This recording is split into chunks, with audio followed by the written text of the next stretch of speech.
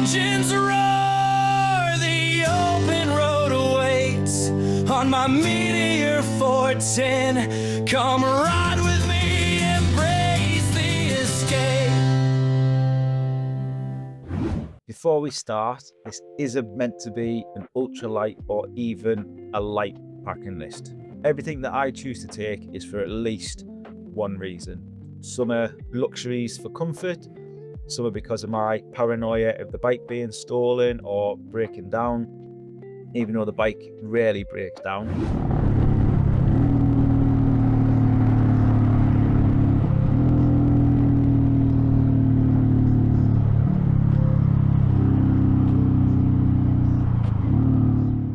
And some are essentials.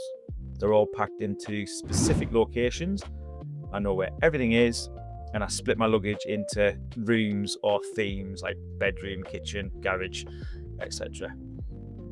Starting on the front of the bike, the engine guard holds two bottle holders.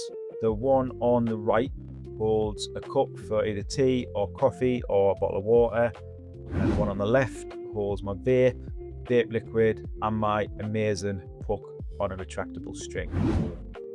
On the tank is a tank bag that I've stitched a microfiber cloth to help stop the magnets scratching the tank as much as possible. That carries a few electronics like charging cables, plug, video storage to transfer the footage from the camera onto one of three 1 terabyte thumb drives.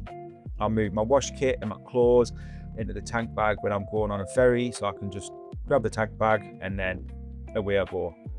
And then on the handlebars is a rugged phone that's solely for the bike, lives on the bike, it's got no SIM card in it. So I've downloaded all the Google Maps of where I need to go, so I can use that as my sat nav, downloaded some music onto it so I can listen to music while I'm riding, and then I use that to transfer my video files from the camera onto the SD cards every night.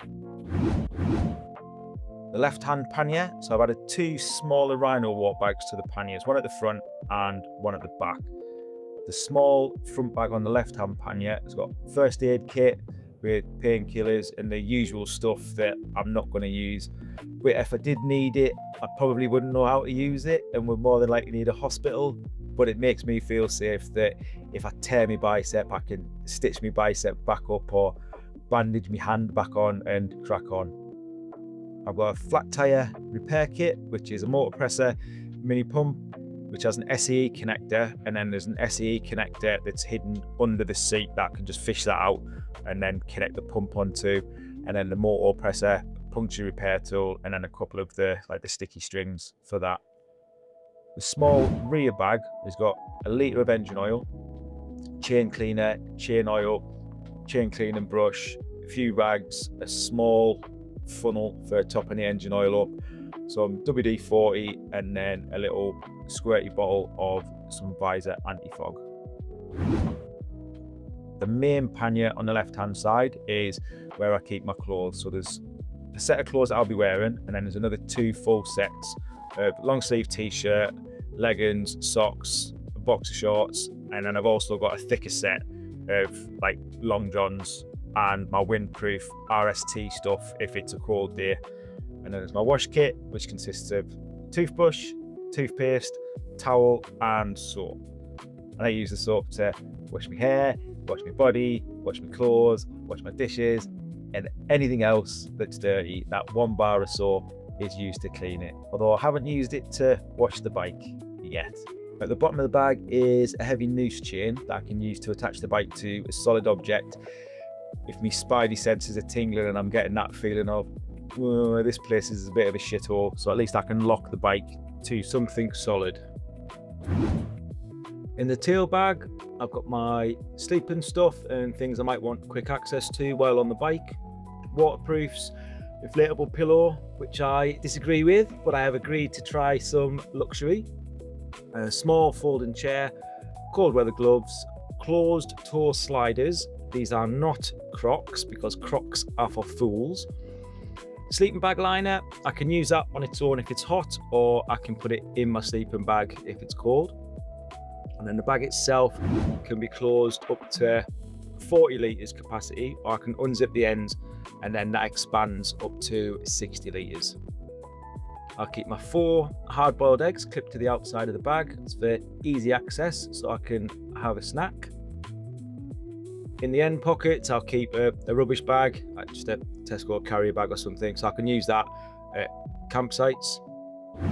And then there's my sleeping mat and my sleeping bag, a small stuff sack for odds and sods, like there's a washing line in there, some spare toilet roll, and then my 3D printed pop-up table with a QR code on. Feel free to scan that. On the pillion seat, I keep my tools and a few spare bits. So I've got a spare accelerator and clutch cable. I've also got a spare spark plug, which I swapped over to the NGK because they're a lot easier to get hold of than the official Royal Enfield ones.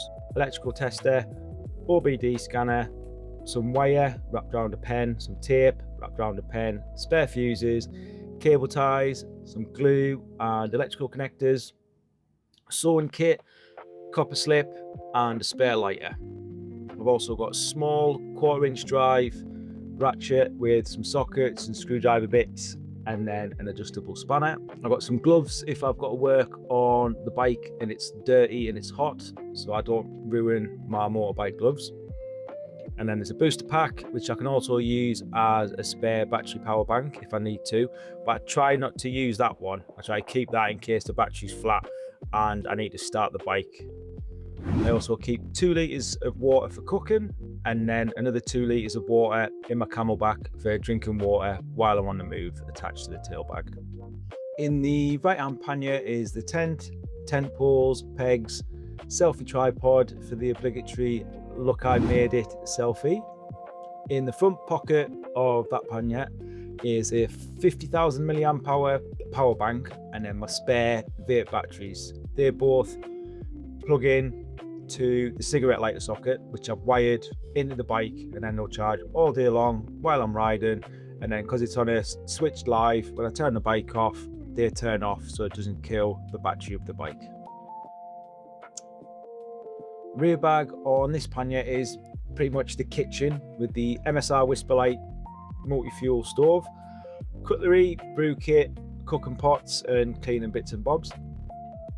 Attached to the front of the pannier is the fuel for the stove, which is white spirit. I tried petrol, but it just stunk, so I put it on white spirit. It can use diesel as well, but diesel's really dirty and you get a lot of soot.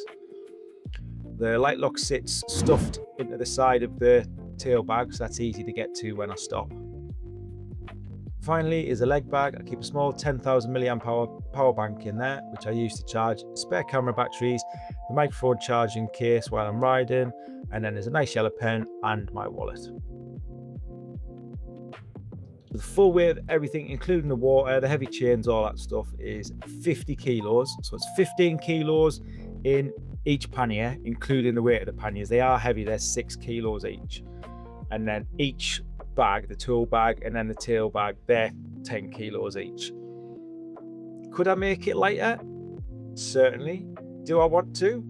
Nope. The bike rides perfectly well with it, although I will admit it's a bit cumbersome to push it about, and it is pretty fat at 1 metre wide. So when I'm filtering, I just need to remember the bike is pretty fat at the back. Engines roar, the open road awaits on my Meteor 410. Come ride